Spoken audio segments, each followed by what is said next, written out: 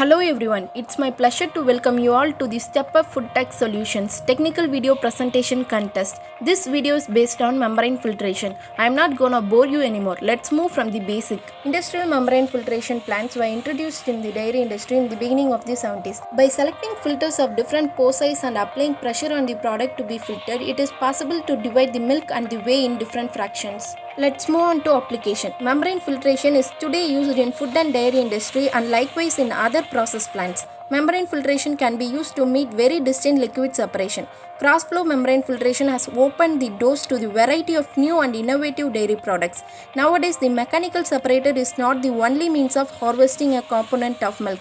Today, not only the cream can be separated, but virtually every major component of the milk through membrane filtration can be separated. Membrane filtration technology has rapidly gained prominence in the processing of dairy ingredients. Microfiltration, ultrafiltration, nanofiltration and reverse osmosis is making it possible to produce products with very unique properties and functionalities. Let's move on to types of filtration. Reverse osmosis. It is used to remove water from the product to increase the solids content. Evaporator condensate is often polished by the reverse osmosis so that it can be used elsewhere in the dairy. Reverse osmosis is the high efficient technique for dewatering process streams, concentrating, separating low molecular weight substance. It has the ability to concentrate all dissolved and suspended solids. The permeate contains a very low concentration of dissolved solids. Reverse osmosis is typically used for the desalination of seawater. The pressure exerted by the mass transfer is known as osmotic pressure.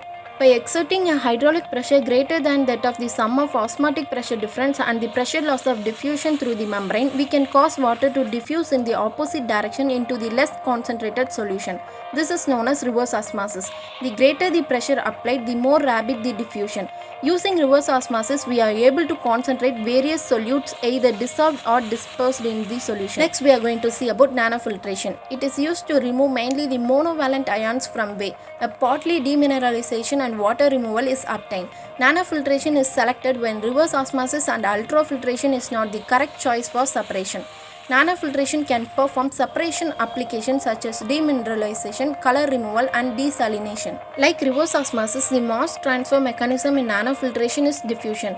Though generally quite similar in terms of membrane chemistry, the nanofiltration membrane allows the diffusion of certain ionic solutes such as sodium and chloride, predominantly monovalent ions as well as water. Since monovalent ions are diffusing through the nanofiltration membrane along with the water, the osmotic pressure difference between the solution on each side of the membrane is not as great, and this typically results in somewhat lower operating pressure with nanofiltration compared with reverse osmosis. Larger ionic species including divalent and multivalent ions and more complex molecules are highly retained. Some of the typical applications for nanofiltration: desalination of food, dairy, beverage products or byproducts. Partial desalination of whey, UF permeate or retentate as required.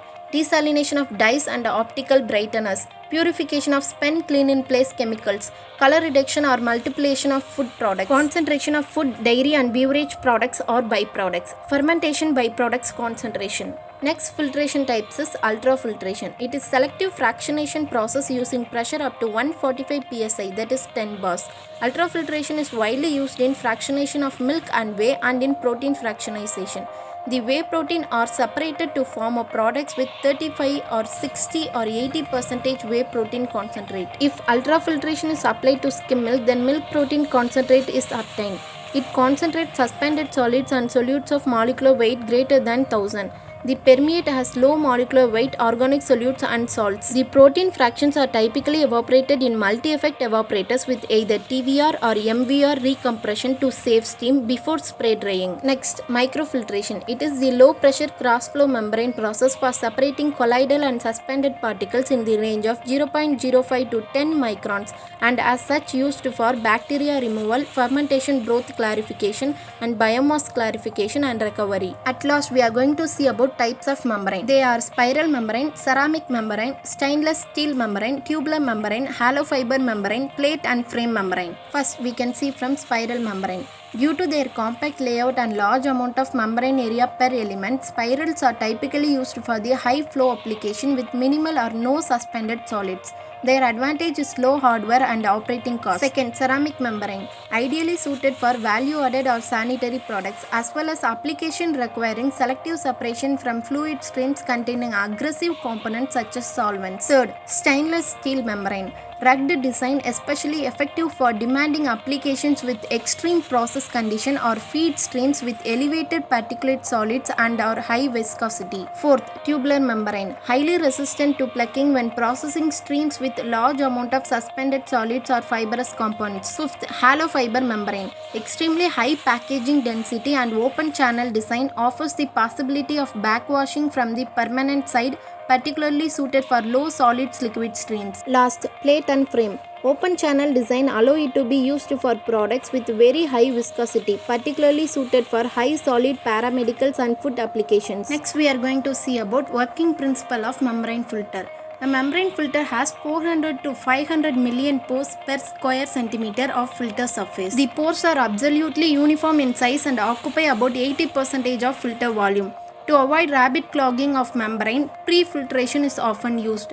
The selection of a membrane filter for a particular application depends on the particles to be removed. Uses of membrane filters. These filters are mainly used for sterilization of both aqueous and oily liquids. The membrane filters cannot be used for filtration of organic solvents such as alcohol, ketones, ester and chloroform. Now, advantage of membrane filtration. They are usually continuous, comparatively low energy utilization, no phase change of contaminants, small temperature change, modular design, minimum of moving parts, physical separation of contaminants. The basic technology behind membrane filtration involves using a semi-permeable membrane to separate a liquid into two distinct streams. The surface of the membrane is kept free of blockages by the force of a liquid flow moving parallel to the membrane surface. Membrane filtration can be a very high efficient and economical way of separating components that are suspended or dissolved in a liquid. In milk production, membrane separation technology can be used for decreasing sterilization and concentration of large molecule casein substance.